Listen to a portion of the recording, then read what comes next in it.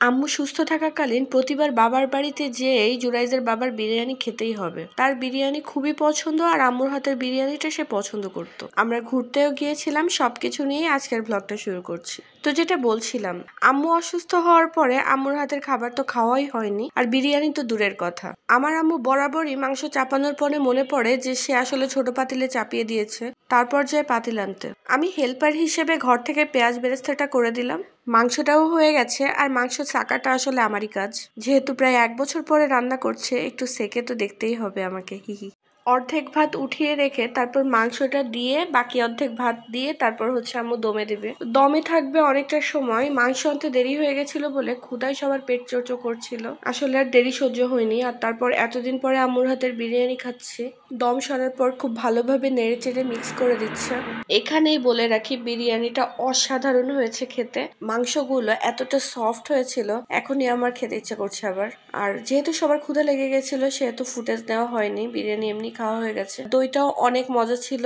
Normally আমরা খুলনার Bogura sweets এর দইটা অনেক পছন্দ করি। এবার বাড়ি যে এই দইটা খেয়ে এটারও ফ্যান হয়ে গেছি। দই হতে হবে এমন, কাটলে পাশের থেকে পানি বের হবে না, মানে খুব সুন্দরভাবে সেট করা। বিকেলে দেখলাম কাকু কিছু মাছ মেরে এনেছে। আমার আব্বু কাকুর আবার খুব মাছ মারার শখ। এখানে চিংড়ি, ট্যাংরা, ফাঁসে, বেলে আরো কি কি যেন মাছ ছিল। আর আমরা পিচ্চি বাচ্চা নিয়ে সবাই মিলে যাচ্ছিলাম একটু রাস্তার দিকে হাঁটতে। বিকেলের হাঁটাও হয়ে যাবে আর একটা রিল্যাক্সেশনও হয়ে যাবে।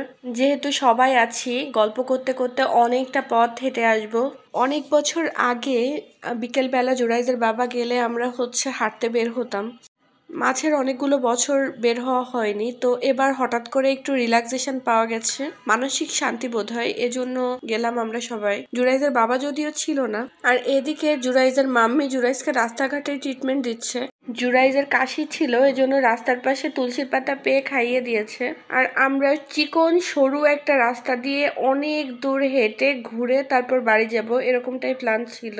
এখানে অনেক উঁচু একটা রাস্তা থেকে নিচে ঢালুতে নেমে যেতে হয়, যেটা আমি পারছিলাম না, এজন্য বোন এসে আবার আমাকে নিয়ে গেল। হালকা হালকা কুয়াশা পড়া শুরু করেছে, একটু শীত শীত অনুভূতি, সব মিলিয়ে প্রকৃতিটা অনেক জোশ ছিল। রাস্তাটা আসলেই অনেক সরু ছিল, একজন মানুষের যেতেই আর কি কষ্ট হয়ে যাবে এরকম। এদিকে যে এরকম রাস্তা আছে আমি নিজেই জানতাম না। আর তারপর বৃষ্টির জন্য নতুন এক্সপেরিয়েন্স হলো এ ধরনের ছোট ছোট চার পার হয়, এগুলোকে চার বলে। ওই যে লাঠিটা দেখা যাচ্ছে, ওই লাঠিটা দিয়ে ধরে ধরে এই পাশে আসতে হবে। আমি তো প্রথম চান্সেই পেরে গেছি, কিন্তু বিপত্তিটা বেঁধেছে জুরাইসকে নিয়ে। জুরাইস তো মাম্মিকে ছাড়া আসবে না, মাম্মির কোলেই আসবে, আমার কাছে আসবে না। যদিও আমার কাছে আসলে আমি পারতামও না। তো এক এক করে কষ্ট করে করে পার হচ্ছিলাম। যারা আসলে চিকনা চাকনা তাদের জন্য এগুলো খুবই ইজি। আর শরীরে ভার হয়ে গেলে তখন এই সমস্ত জায়গায় হাঁটা, তারপর উঁচু জায়গা থেকে নামা, এগুলো খুবই কঠিন হয়ে যায়।